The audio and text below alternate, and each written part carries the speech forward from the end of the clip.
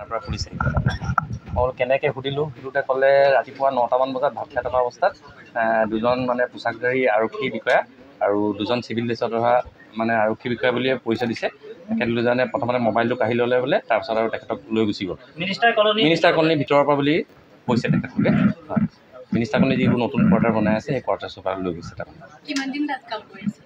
ইমানখিনি মই বিশেষ নাজানো।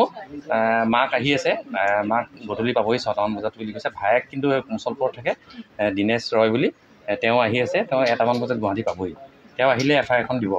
এতিয়া থানাৰ সৈতে যোগাযোগ কৰা হৈছে নে কিবা গম পাইছে নেকি? থানাৰ সৈতে এনেই জনোৱা হৈছে থানাত, কিন্তু FIR এখন দিবলৈ যিহেতু ভায়েক আহি আছে সেইটো কাৰণে অলপ ৰখি দিয়া হৈছে। মানে আপোনাক জনাইছে মাকে জনাইছে।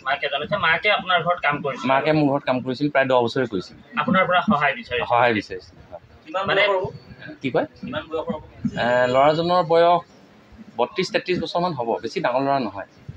এতিয়াও গোটেই কথাটো মানে কিমান দূৰ কেনেকুৱা ধৰণৰ হৈ আছে সেইটো এতিয়ালৈকে একো আমি গম নাপাওঁ। আৰক্ষী আপোনাৰ লগতো যোগাযোগ এতিয়ালৈকে নাই কৰা নাই। নাই, এতিয়ালৈকে কৰা হোৱা নাই। তেখেতলোকৰ দুজন সহপাঠী আহিছে, মোৰ ঘৰতে বহি আছে। তেখেতলোক গৈছিলে থানাত খবৰ ল'বলৈ। অকল দিছপুৰ থানাতেই নহয়, প্ৰায়খিনি থানাতেই CID পুলিচ ষ্টেচন তেনেকৈ আৰু আপোনাৰ ক্ৰাইম ব্ৰাঞ্চ লগতে খবৰ লৈছে। কোনো তাত তেনেকৈ শান্তনু মোহন ৰয় নামৰ ল'ৰা কোনো এৰেষ্ট বা পুলিচৰ কাৰণে নিয়া নাই বুলি কৈছে। তেখেতলোকে কোৱা মতে কালি ৰাতিপুৱা 9টা বজাত। ইলেক্ট্ৰিচিয়ান তেওঁ ইলেক্ট্ৰিচিয়ান। 4-5জন বুলি কৈছে।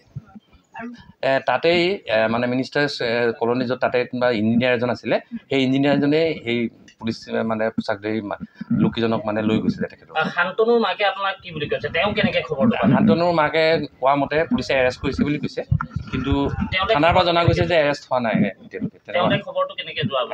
লগৰ যি দুজন আজি মোৰ ঘৰত FIR লিখিবলৈ আহিছিল তেখেতলোকে জনাইছিলে মাকক। আছে।